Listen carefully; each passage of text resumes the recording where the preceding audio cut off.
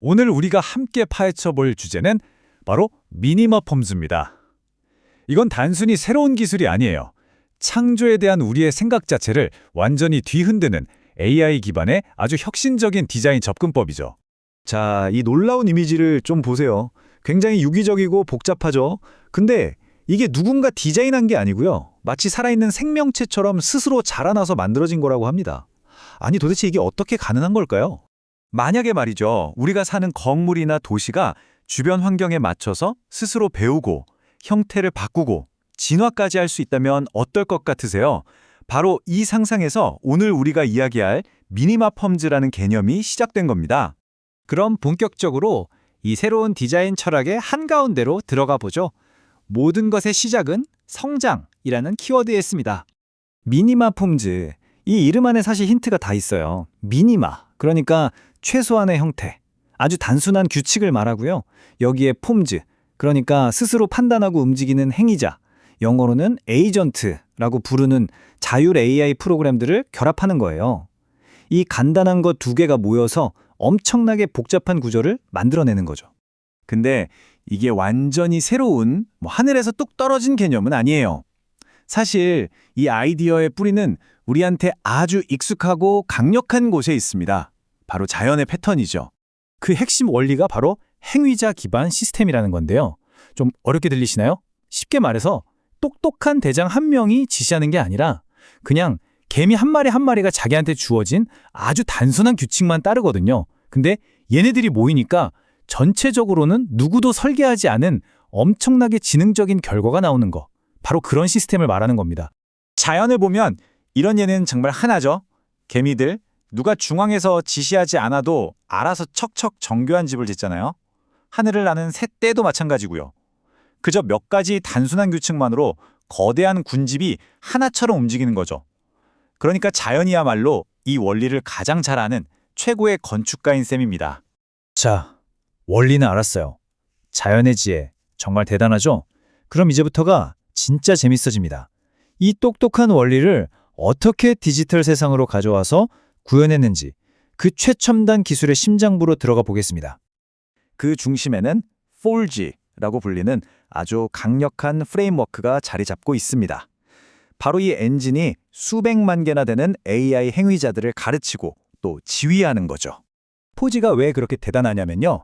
오랫동안 AI 개발자들의 골칫거리였던 불가능의 삼각형 문제를 풀어냈기 때문이에요. 보통은 처리 속도를 막 높이면 훈련이 불안정해지고 또 여러 가지 상황에 유연하게 대처하게 만들면 속도가 뚝 떨어지고 이 세 가지를 다 잡는 게 진짜 힘들었거든요. 그런데 4G는 높은 처리량, 안정적인 훈련, 유연성 이 세 마리 토끼를 동시에 잡는 데 성공한 겁니다. 이건 정말 대단한 거죠. 구조도 아주 깔끔합니다. 3단계로 되어 있는데요. 맨 밑에는 현장에서 직접 뛰는 일꾼, 바로 행위자 계층이 있고요. 그 위에는 이 일꾼들이 모아온 데이터나 업무를 정리해주는 관리자 역할의 미들웨어 계층이 있습니다. 그리고 제일 꼭대기에는 이 모든 걸 지휘하는 두뇌이자 발전소인 엔진 계층이 있는 거죠. 아주 체계적이고 효율적인 구조라고 할 수 있겠죠? 그리고 이 거대한 시스템의 두뇌 역할을 하는 게 뭐냐? 바로 미니맥스 M2.5라는 어마어마한 거대 언어 모델입니다. 와, 이 숫자 좀 보세요. 2300억. 이게 이 모델의 파라미터 수인데요. 쉽게 말해 이 AI의 뇌세포가 2300억 개라고 생각하시면 됩니다. 얼마나 방대한 양의 지식을 학습했는지 짐작이 가시죠? 여기에 또 놀라운 게 20만 토큰의 컨텍스트 창을 가졌다는 겁니다. 이게 무슨 뜻이냐면 우리가 아주 길고 복잡한 명령을 내려도 그걸 중간에 까먹지 않고 끝까지 기억해서 작업을 수행할 수 있다는 거예요. 기억력이 정말 엄청난 거죠. 자, 그럼 이제부터는 이 대단한 기술이 이론에만 머무는 게 아니라 현실 세계에서 어떤 놀라운 결과물들을 만들어내는지 직접 눈으로 확인해 볼 시간입니다. 왼쪽에 보이는 게 도시 계획 시뮬레이션 화면이에요.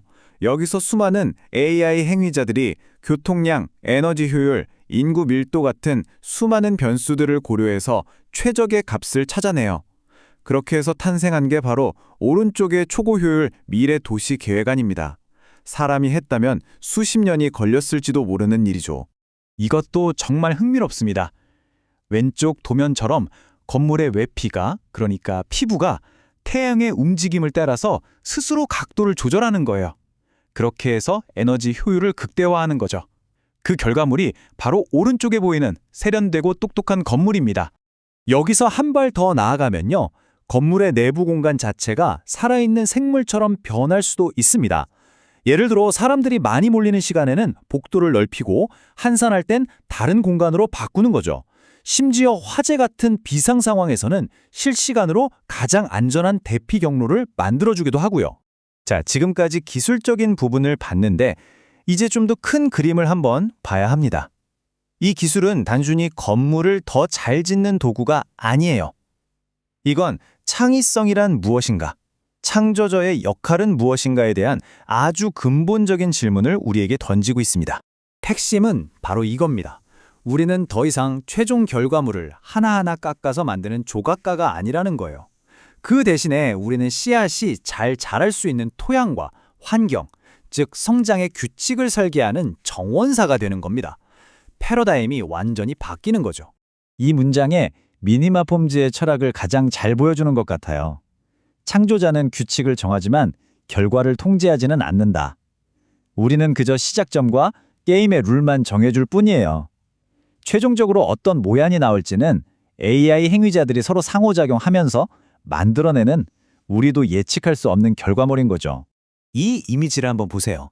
마치 자연과 건축, 그리고 AI가 하나로 완벽하게 어우러진 미래의 모습 같지 않나요? 우리가 하나하나 통제해서 만든 세상이 아니라 우리가 만든 규칙 안에서 스스로 자라난 세상, 바로 그런 모습입니다. 그래서 마지막으로 이 질문을 던져봅니다.